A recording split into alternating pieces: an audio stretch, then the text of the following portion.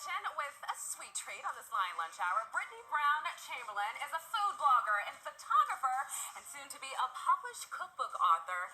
And she's also known online as Britney Breaks Bread. And today she is going to share a fun family baking recipe that you can do with your kids. One of my favorites, peach cobbler with some cake mix. Yes. In the mix. Ooh. Yes. It keeps it nice Sounds and so easy. The kids can just drizzle it on top of the peaches, Yeah. and you sprinkle some brown sugar on it, let it caramelize and bake up in the oven, and you're done. And voila, this is the finished product, right? The TV magic right And there. we've also got some ice cream to enjoy it with too. That looks so good. Can I ask, does it matter which cake mix, from which box are you pulling this out of? So this is just yellow cake mix. Okay, Yeah, it's pretty simple. You can even use a spice cake mix if you want to up the ante on the spices and the flavor. I like to keep it simple because I like to control how much spice is in my peach cobbler. Yeah. So I have my own. But if you want to, up the ante a little bit, you can use a spice peach cobbler or a spice how easy cake that mix. is. Yeah, so easy. I do too.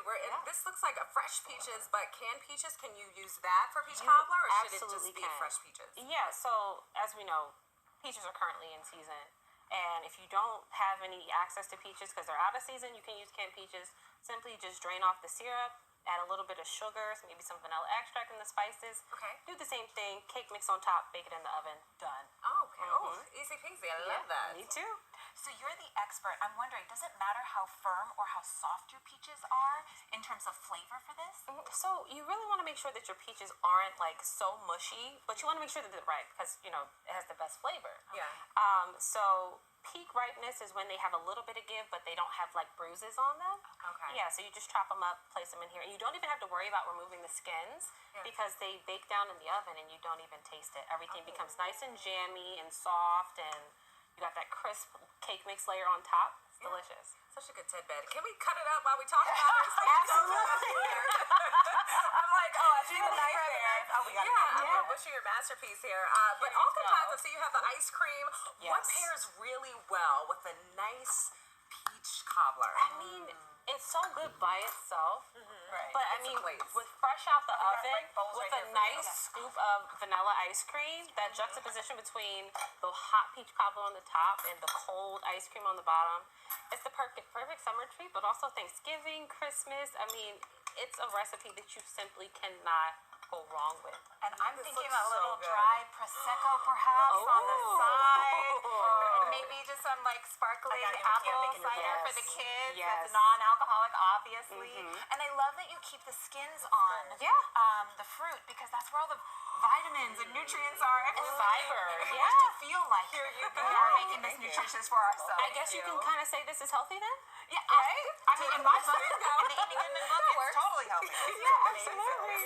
And tell me, too, one of my favorite parts about a peach cobbler or an apple pie, the crust. Yes. Oh, that's like It the has to be best crisp. part. Oh, Yes. Yeah. How do you achieve that without burning it, or how do you just make sure that it just comes out to perfection? So I think the secret is, and I think everybody's going to love to hear this, it's Okay. butter. Okay. You have to really coat the top in butter so that when it bakes up in the oven, it gets nice and cooked on the top while the peaches are doing their own thing on the bottom. But butter is really the key. Oh my God. Yes, This is so lots of good, butter. Brittany. Thank you. We're gonna have a cookbook coming out. Is I this gonna sure be in do. there? So a rendition of this recipe is going to be in the cookbook, and it's going to be a more traditional peach cobbler. It's going to be a nice pie crust on the bottom with a crumble on top, because I don't know about y'all, but for me, I like to have more crust than peaches in my peach cobbler. So that's what we're actually We're on the calling same page it. with that. I love the peaches, but the crust. The crust is really what brings it all together. You got a nice crunch, the jammy peaches. You cannot go wrong. You're a crumble girl. You I'm my friend. such a crumble girl. Yes. And it doesn't even matter what kind of fruit it is. It could be apples, it could be berries, it could be peaches, whatever. I love that. Yeah, thank you. Nice. Oh, such great tips, because honestly, like peach cobbler from scratch, it can be intimidating. It can be, but I feel like if you are able to just follow a recipe, most recipes are written with the intent to be user-friendly. So just the key is reading through the recipe and making sure that, you're following each step to the T, and you'll have success every time. All right, Yeah. well, Britney has spoken. Britney breaks bread. Britney makes peach cobbler. I mean, this is just so incredible. Make sure you give her a follow. Look, I'm trying to eat this and talk at the same time. It's that good. It's so good. It's really that good. Mom, I know you told me better. No, But here's all her information. When it comes to dessert, there's never an apology because it makes you dance. It's so good. Oh my gosh. And Valentina over here with Chef Anina of Le Chef's Wife just handed me a piece of baguette and butter, so I'm having dessert. And I'm not mad about it. It's so good. And Nina's back there whipping up our... What are we whipping up? We're whipping up chantilly cream, and actually we just got perfection. know it's good. So the key to Oh, wow. That looks so good. Let's show the camera. That looks beautiful. Yeah. So the key to a perfect chantilly is that it not be overwhipped, because you want it to be something that is really smooth.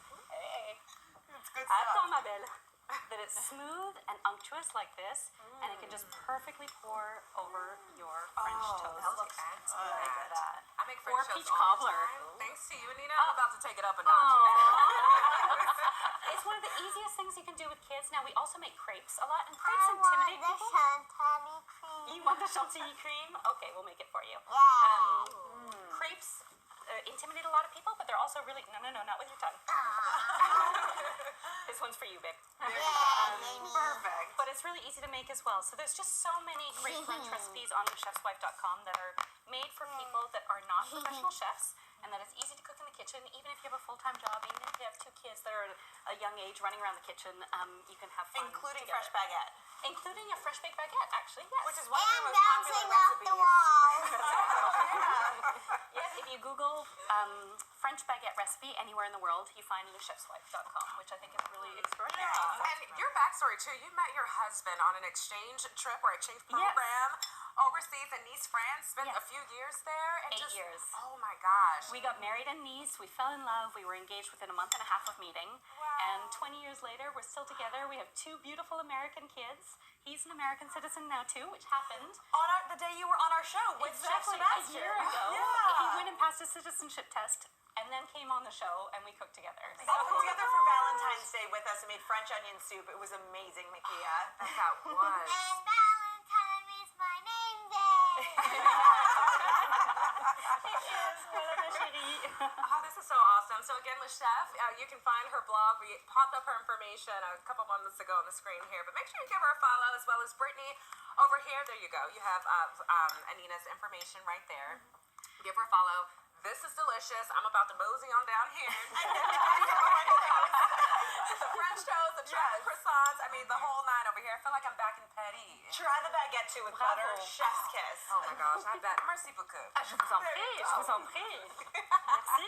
See, I learned a little something when I was You over did. there. Well Just for a done. second. I might need some more lessons though from you. And Anina. it's perfect timing with the Olympics coming up, and this weekend is Bastille Day, so yes. Well, talk to l'avant-garde for that. You guys are having a party. Thank you. Yes, we are doing. We have a whole La Tour de France menu that is the entire month of July with all the French specialties made with a modern touch from Sébastien Giannini, and lots of those recipes can also be found on lechefswife.com. So you Okay. can go to the restaurant, try the incredible dish like the escargot au chablis, and then All right, sounds good. We are into it. When we come back, Erin Como claims to love Wawa, but hey, listen, apparently a superfan has nothing on you. Erin, stick around. Producer Chris is going to tell us why. I know Chris wrote this story.